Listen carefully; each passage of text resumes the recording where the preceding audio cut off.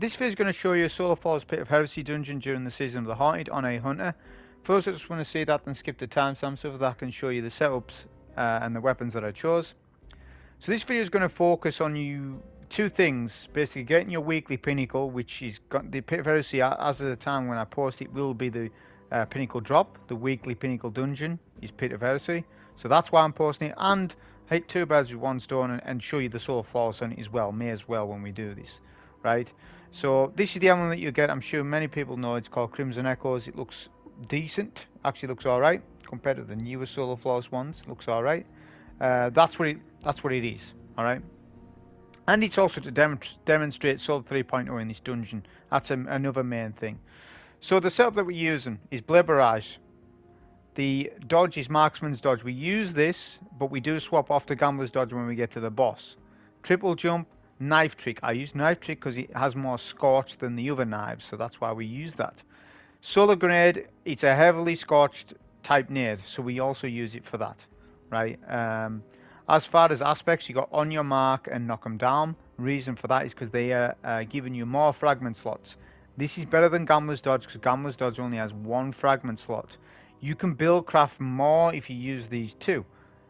It is noted that Gunpowder Gambler is good, the nade, but it's not as good as having more fragments, and that's kind of true. So that's why I've went this route, and generally do play this way. As for fragments, I'll explain each one and why I chose it. Ember of Torches is critical to the build. We need Radiant, so that's why we've got that on, which is a damage bonus. We have Ember of Singeing. Your class ability recharges faster when you scorch targets, so that's a no-brainer.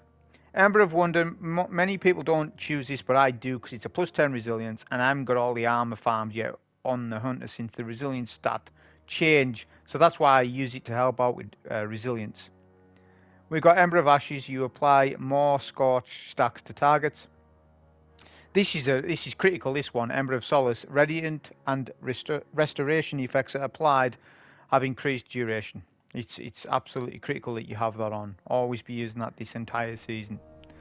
As far as weapon wise, so everything I'm going to tell you right now is going to be up to the final boss. Then when we get to the final boss, weapons and armor will change because the boss is different, demands of you different needs as opposed to the rest of the dungeon. So every encounter up to the final boss is as follows: Riptide, the Stasis Fusion Rifle, an exotic hand cannon Sunshot, the linear fusion rifle Stormchaser.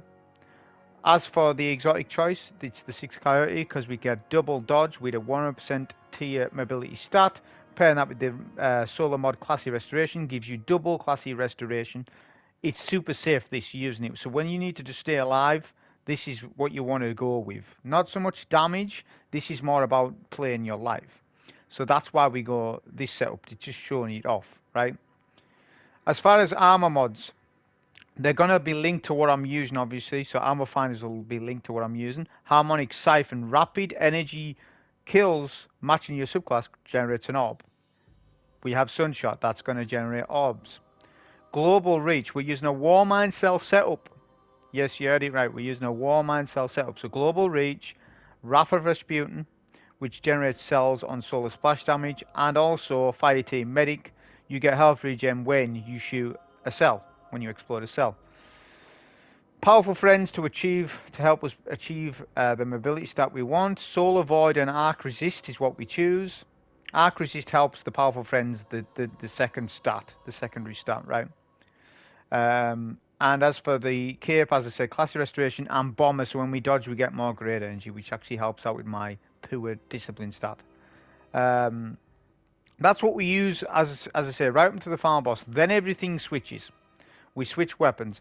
I recommend any solar energy weapon that you have. If you've got a crafted Callus mini tool, you can use that. I haven't quite got round to crafting these weapons, but any solar weapon, because you're going to need the Harmonic Siphon to work for you. I keep on Riptide, and we switch to the exotic sword, the Lament. This will generate our orbs. This will do our damage. That will then also change the build. So we'll switch it across. We'll switch some mods. I'll just quickly switch those over, because people are going to get themselves confused with this. I can see that happening. So we're going to go do that. We'll also switch this mod off. I'm not doing it now for the sake of this though. And then we'll switch that. So now the build changes to a high energy fire setup. But I will sort of go loose and played and then swap to high energy fire when I want it. I don't want to just go with high energy fire. Now I'll focus on that when we get to the boss. But we'll be loose and played and we'll switch to high energy fire when we need it. It's basically going to be the high energy fire setup. It's key that you do that because Lucent Blade does not stack with Radiant. Radiant is a damage bonus of 25% buff. Lucent Blade is a 35% buff. Radiant will not stack with Lucent Blade because Lucent Blade is the higher bonus as opposed to Radiant. Now double buffs shouldn't be stacking anyways, but they are with this. But the kicker is Radiant will only stack with another buff that's lower than it. High energy fire is 20%, Radiant is 25%, meaning those two stacked together mean you get more damage output as opposed to using Lucent Blade. Because if Lucent Blade was applied, Lucent Blade would override Radiant and you would only get 35. It's less damage. So once you learn that, I actually even didn't know about it because as I say, I've been sort of focusing so many videos. I haven't actually looked into all this stuff, but now I'm aware of that as of today. Then that's what you want to be doing mainly now. Is stacking with the Radiant more so. Other things that'll change is supercharge. So extra 2 stacks of charge of light. You get base 2. You'll then get 4 in total. We'd have taken charge mod, so we get charge of light via Harmonic Siphon, which will be via Drang or whatever solar primary that you want to use. I haven't quite sorted all that stuff out yet. But that's the setup that we'll use for the boss. All right. So with this run, I'm just going to actually speed up this starting encounter all the way to at least the Ogre Maze and then slow it down to normal pace. Just because it makes it a little bit easier for editing wise for me. It means that I don't have as much to say about this encounter because I literally am running out of what to say about a couple of components to this dungeon. We've covered it multiple times over and over, season upon season. Don't get me wrong, it's been good because there's been a lot of different metas and you've been able to showcase different setups over the years. In this particular dungeon and others, so it's not that I'm annoyed by it or anything. It's just that I've got less to say about it, right? But assuming that you know the basics of this encounter, this is just teaching you how the whole thing works actually in this whole encounter. So you just need to find a key target, right, which is the knight. The knight then opens the door up. Then there's an ultra knight. Then there's 3 symbols. You look at those 3 symbols, and then this cliff area will have all these symbols on, so you just go to where the symbols are. The only symbol that's difficult, I think, is people will call it burger, but I call it line. I think I actually got that symbol on this run. Because double ogres, ogre from left and right can ambush you. It's very common. However, having said that, you've got classy restoration. You can guard with the sword, so the sword can guard and you've got immunity. So even if things go south, you can just dodge and you're good. So notice there I'm taking my time with the knight. Why am I doing that? Well, I'm doing that because I want to just do all 3 targets because there's a knight, a shrieker, and a wizard to take.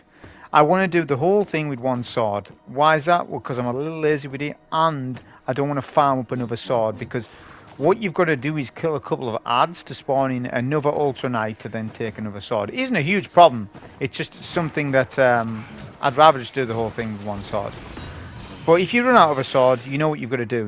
You'll have to clear an ogre, clear a couple of the snipers and stuff, and then that will then spawn in the Ultra Knight, and you'll drop a sword like the first one did, and then you're good. Now with the wizards, this is one where you need to pay attention. Spawn kill the 2 wizards as soon as possible. Drop your obviously you need to drop the sword. Don't use the sword relic on the solar wizards because you are wasting sword ammo, so you need to drop it. What you need to be aware of though is when you drop these swords, they consume ammo on the floor. So if you drop it at 66, maybe 10 seconds, it'll be down to 55, 54, whatever it might be. So you need to be conscious of that. That's why you want to melt those 2 solar wizards as much as possible. Riptide's really good on them. Any weapon really. Any weapon other than a primary, just melt them with something that you've got. You know, whatever you're using, it doesn't matter really. But just make sure you take them out quicker. The quicker you take them out, the better it is. With the Shrieker section, the earlier you go in that room, the better it is. the more likely you are to kill that Shrieker quicker, and the 2 Ogres won't interfere with you as much. That's but as I said, there's not much else I can tell you about that encounter. It's just the basics of the basic mechanics of the dungeon. Now we'll make our way to the Ogre Maze. This is where people will start to need help with the run, I think. This bit, totems, the totem section, and obviously the final boss. So these are the 3 main encounters, if you like. So I'll slow the footage down now and go back to normal pace. So as you spawn in, you need to have a routine. You need to know where you're going before you come here. My routine is the same as it's always been ever since this dungeon come out. I come in the very starting section. I actually use a super, doesn't matter. You can use a super weapons, doesn't matter. And clear the Ultra Knight. Then I come to this little archway here, and this is the route I take. So if you there's maps online, by the way, if you're unsure about this area. But if you look at it from spawn, where I spawned in, right, there's 3 doors to unlock. If you look at it like that from spawn, I take left, middle, right, because there's a good route between left, middle, and right. You can go right, middle, left. You can go middle, left, right, but that's so inefficient if you go middle first. So that's the way I do it, right? And there's a secret pathway underneath. With these ogres, make sure you dodge past them with classy restoration. You'll survive you'll out tank what they do. And then it's just a case of we get our next orb. Obviously you can't orb dupe anymore. You used to be able to do that. So you need to clear another 2. You need to clear all your knights, as opposed to you never used to be able to. Now I'm going to jump over the cliff. Make sure the ogre does not stomp you off map, which can happen. If that happens, melee with the relic to counter the stomp. See, when you're meleeing with these relics, it counters the ogres, and it's something that you need to realise. If you want to get past an ogre, and the ogre's being adamant, melee past them. Now, notice the radar. I was looking at the radar there. The ogre's right at the exit. This is just sometimes that can happen. Not a problem though. You melee past with a relic, proc a classy restoration, dodge if needed, and then just handle them like this. And it's really easy just to pass them. Obviously they're immune, you can't kill them or whatever, that's just the way this works. Then this is the final knight to kill. If you take this route every time, it's easy. As I said, there's other routes you can take. Whatever route that you have in mind, do it. But as I said, you want to probably pick left, middle, right, or right, middle, left. You know, not middle first, because then you like going left to then not go all the way on the right side. That's just inefficient. So get a good route going with it. Now I'm so confident I'm going to start this up. I'm not going to rally. I've got ammo. One thing I made a mistake though that you might not have noticed. I shot too soon. If the ogres see you as you shoot the enemies in this area, they don't despawn, or they never used to. So it's a case of an ogre sees you, they'll blast you down, and they're immune, and they'll just kill you. So make sure that you wait for the ogres. They will actually despawn when you come into this room. It just takes 5 seconds extra. So just be careful. Don't do what I done there, because I could have, if an ogre had seen me as I started shooting, I could have been a problem. So just wait before you start. Even put a banner in. By the time you put a banner in, they'll despawn. So that's something that you can do. So this encounter is where people are going to have most of their problems, or they did. I say they did used to have problems, not so much now because of classy restoration. So this encounter is far easier than what it actually is because of classy restoration. But that's the game all over right now, isn't it? It's a case of, this is how it works. You get the Curse of Suffering debuff on the left hand side. That will go up to so many stacks. Despite our level, power level these days, you're still going to get hit hard in this. Obviously if you've got the restoration on, you not. But without that, you will get hit very hard. And that you get harder hit the further the Curse of Suffering debuff goes up. So you're on a timer here. That means you need to sort of play efficiently, get your adds down, clear your Ultra Knights, because the Ultra Knights will then drop an orb. You need to dunk 6 orbs. That will then reset the Curse of Suffering debuff to 0. And you go again. So it's this cycle. But every time you get a dunk, you get the 2 Boomer Knights up top. That's what the linear fusion rifle's for. Better than a sniper, because a sniper, I mean, to be fair, snipers actually are better now because they've sorted the flinch out. If you run 100 resilience in PvE, with a sniper. They're far better than what they used to be because of how flinch works. So I'm glad they've actually changed that. But it actually wouldn't be too bad, because it used to be a nightmare running a sniper in this, because how flinch would work in PvE before the change is you get flinched. You'd be difficult to get your crit on the night, whereas the linear would be a little bit easier just to get the crits that you want. But no matter what, just use a precision type weapon of your choice, whatever, to take out the knights. Because the hand cannon isn't going to do the job quick enough. An SMG wouldn't. Rockets are okay. You've seen I've used rockets in this encounter. They work good as well. You can sort of save ammo and use rockets exclusively on the boomers. Then have some sort of special weapon like Riptide would do the good job like it's doing for the ultras. And then your Sunshot for cells. Now, cells are good in this. Very, actually, exceptional in this. I know they nerf cells. They nerf the radius and stuff like that. But this room is the right amount of room where cells can still shine. And the adds group up just enough. Like if they were further apart than what they were, the cell wouldn't work. Because of how this room works, like if you shoot a cell on left, you'll take out all the adds on left. And actually hit a little bit of the adds in mid, not right obviously, but it'll clear out 2/3 of a room, one cell, and that's why I go cells on this, because it's actually really handy. The thing with Sunshot, which is what I haven't said, direct solar kills doesn't count as the cell. It's the solar splash damage that it does. Now, Akelos weapons, I've used that in the past. I've used the SMG, the sidearm, all that stuff. So if you want to just go with one of those weapons and then use an exotic heavy or whatever, or Izanagi's Burden's good in this, or Sleeper Simulant, or Galley will be good in this. Anything you can think of. But I just went with Sunshot just for the want to use it factor of it, because it is actually really good with Solar 3.0.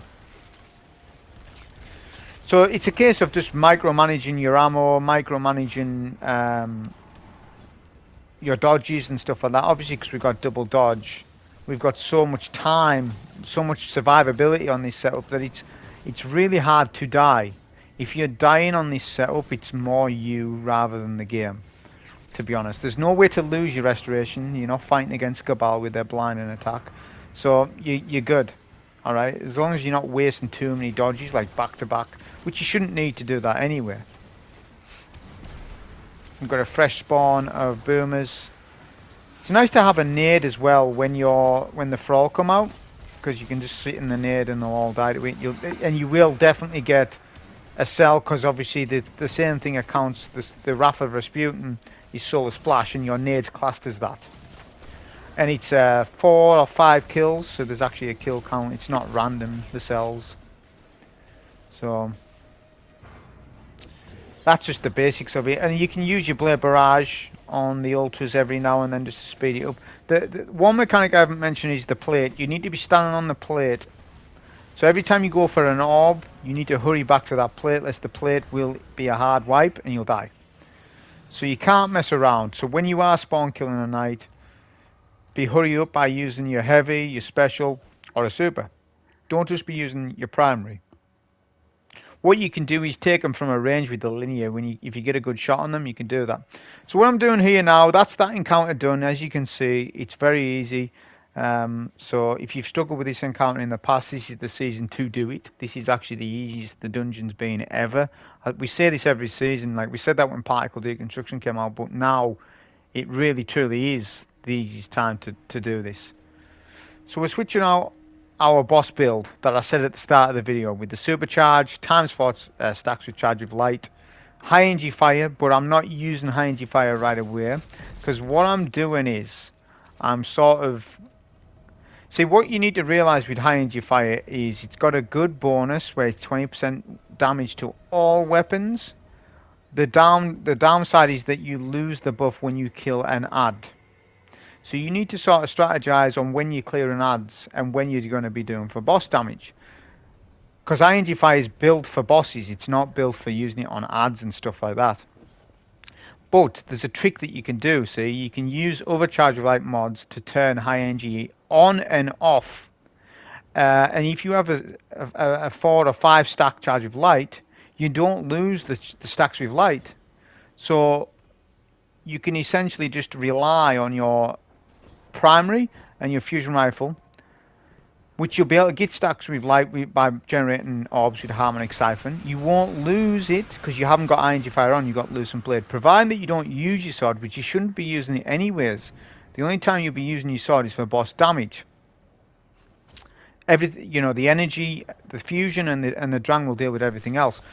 When all adds are killed, you can then turn High Energy Fire on, and then that's when you get the stack with High Energy Fire and Radiant. Because as I said, those two buffs stack, where Lucent Blade doesn't, because Lucent Blade is too high of a damage bonus, it's 35, whereas High Energy Fire is 20. So it's stacking there with the Radiant. So with this encounter, it's just the wizards, right? Now it's random where they spawn. I just literally walk around the map until I see the acolytes or the red on my radar. When you see the red on the radar, that's where the wizard's positioned. So you can see there's red on my radar to my left. That means it's in central mid, where there's three different spawns of wizards in mid, and there is one awkward one. And lo and behold, we end up getting the awkward wizard. This is actually the most awkward wizard in the entire thing for this section, as it takes you around this like sort of cave area type thing, and you've got to make more jumps, and these things can one-shot all these obstacles, and if obviously you fall off map, you'll ruin your soul falls, etc. So I have to go around here. As I said, for yourself it might be different rotation, it just depends.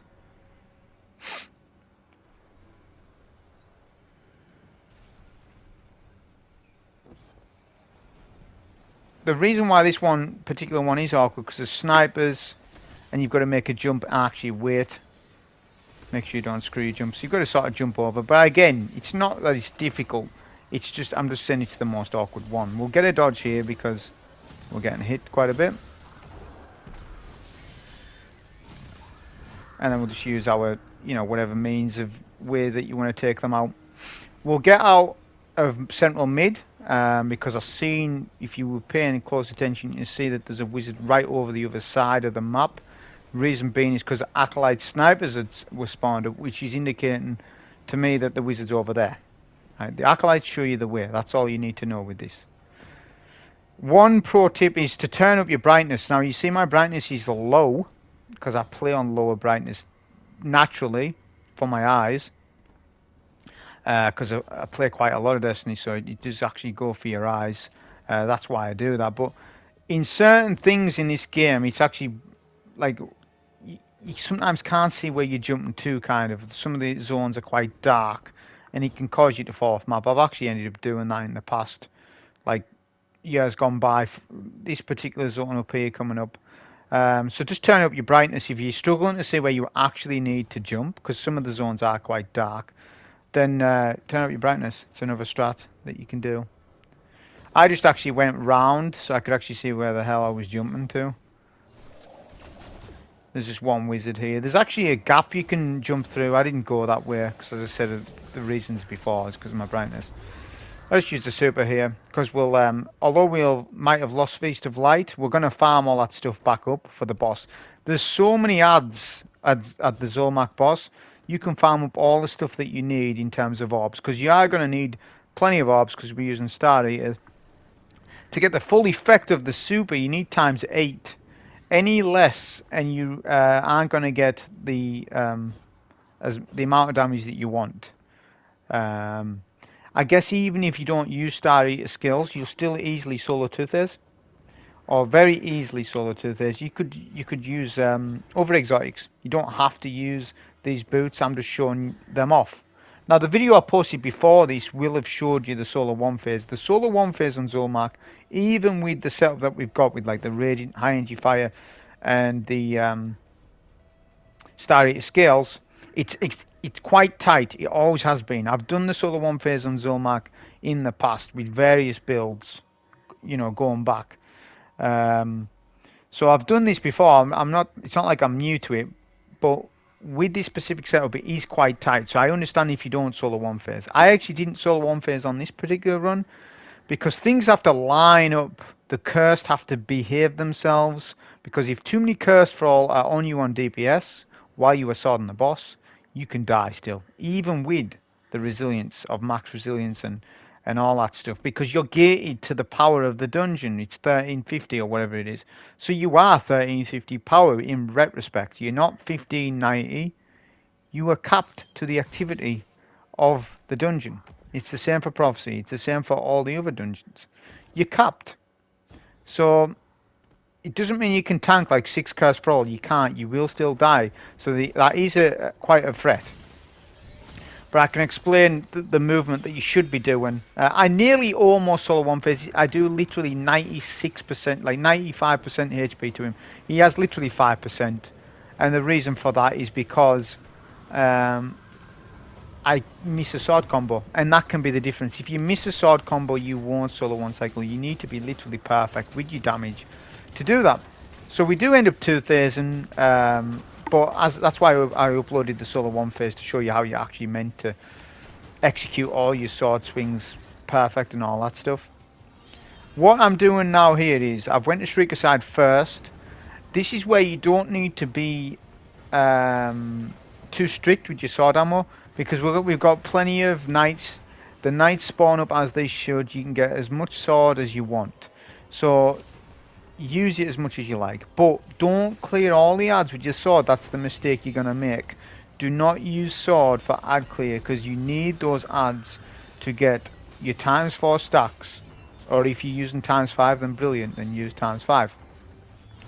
And you need Feast of Light ×8, alright, if you're going to go this route. As I said, you don't even need to do all this if you just want to, because I 2-phase anyways, so if you just want to do a comfortable 2-phase, you don't even need to use Star Eater, just use anything you want. You can use Fortress or whatever. Whatever Shards of Galan are, doesn't matter really, because you're going to get your super up when you need it anyhow, so it's just whatever you want to use. But if you do want to try out this, then you need to keep the ads up and get double kills with your solo primary, which I'm using Drang, which is a very good weapon. I haven't crafted as of yet. I haven't crafted Callous Mini Tool just because I'm not getting red weapons. And the Nightmare activity does get boring after a while for me. I've done 30 clears. I've just found out you need to do 50 clears for the title, for the seal, which I'm not too fond of. That's just actually too much for me in my eyes. I know they're quite long seasons, but it's just kind of like quite a lot to farm up. So yeah, I mean, I haven't found that much. I've only done 30 clears, but that's even felt like a lot to me. So yeah, I haven't been getting many red weapons, which is why I haven't crafted one yet. But we'll just use this standard one for now anyways. It's doing the job I want it to. It is generating the orbs, and that's all it needs to be really. These ads are going to go down fast anyways. We'll get a second sword because we've got Wizard to clear out. We're getting hit quite a bit here, which you can, so try not to stand there. See, here's the problem. When you do a dodge, the sword is dropped. You lose super energy when that happens. So it doesn't matter anyways. We'll just use the heavy attack. And then when we're weak, if we haven't killed the wizard by then, we'll back up and wait for our next dodge and go again. We'll dodge again and then just clear the... We're invincible at this point, so we can just take out this wizard. And then that's the 3 mages killed, so that's all you really need to do with it. Pretty simple. We've got all the stuff that we need. You can see I'm already farmed up. If you hadn't farmed up all your stuff by now, there's still another 2 waves of Thrall to kill.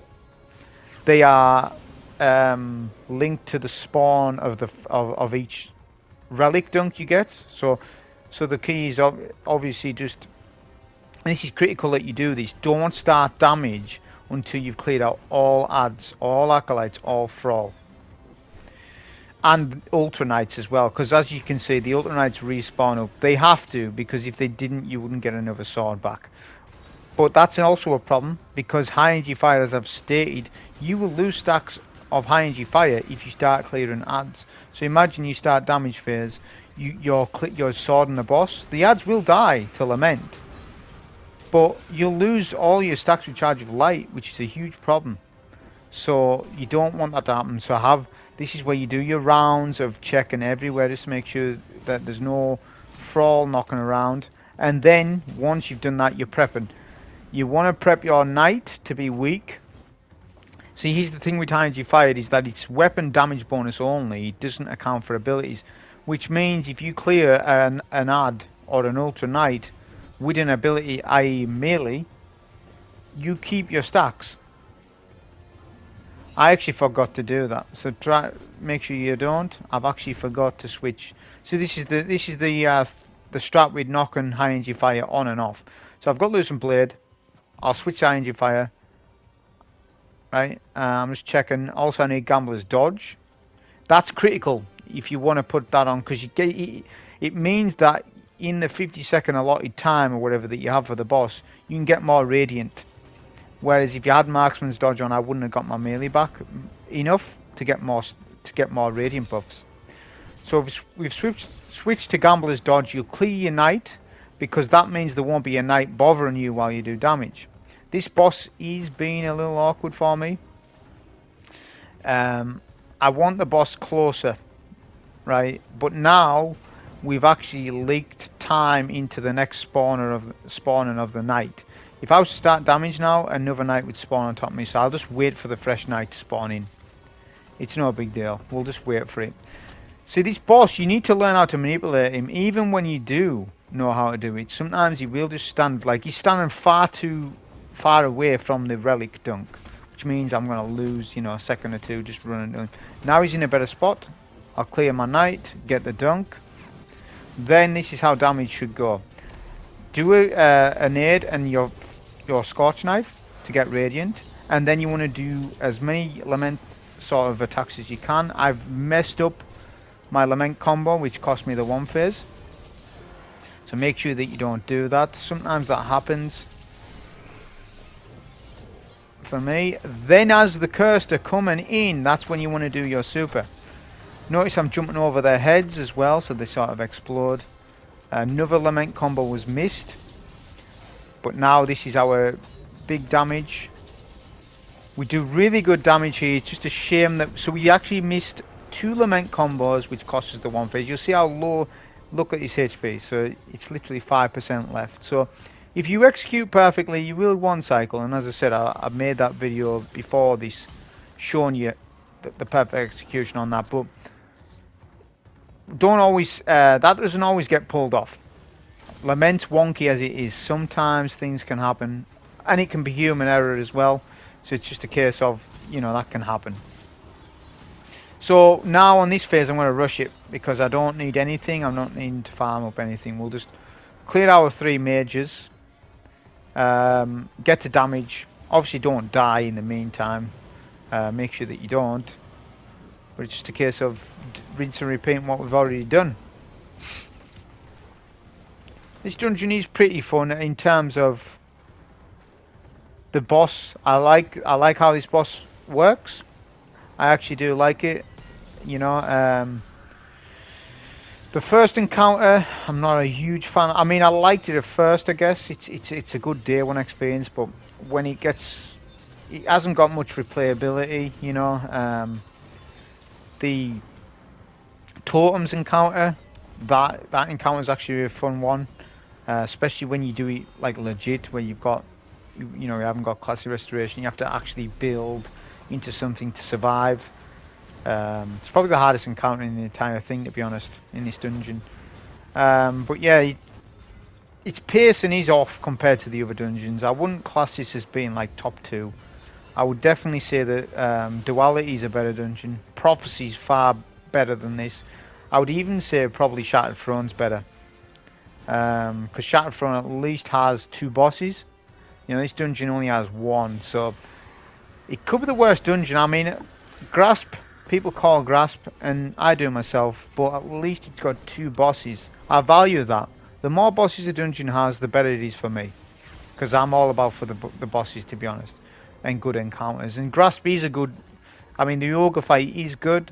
The final boss can be quite daunting for damage wise. I mean, the health pools on those bosses are just too high. Either that or the damage windows are too short. Could be the latter. So I think they're probably the worst 2, Grasp and Pit. But again, they're still good pieces of content in their own right. We'll just get our final dunk and finish off the boss. Obviously we can just super him, use our sword, whatever. But that was the solo flaws for Pit of Heresy for the weekly Pinnacle. Hope you enjoy. Thank you.